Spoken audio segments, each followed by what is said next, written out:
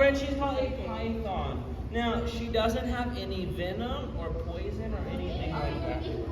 She's very nice, yeah. She's only scary if she goes around your neck, okay? So don't. Now for her, when she wants food, you guys know what she does?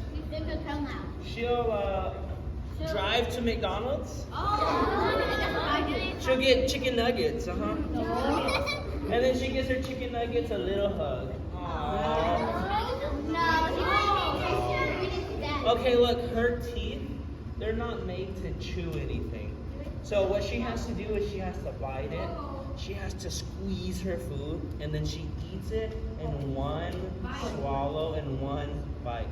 So she'll take a whole hamburger, she'll bite, she'll get it, and then she'll eat it. Yeah. Uh-oh.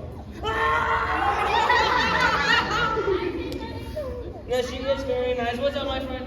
I know about a venomous snake. A venomous snake? Oh, I man. heard people say like if there's a venomous snake and it bites their own self on accident, it will help.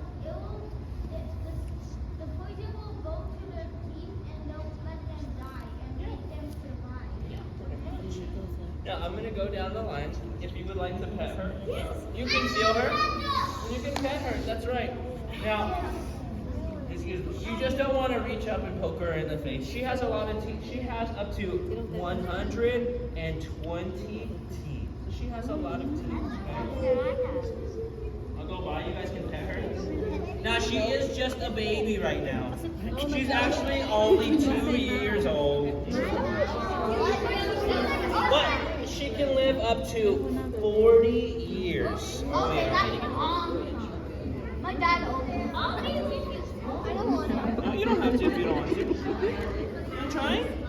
It's just his little tail like. Okay. You have to try? Don't get it bad.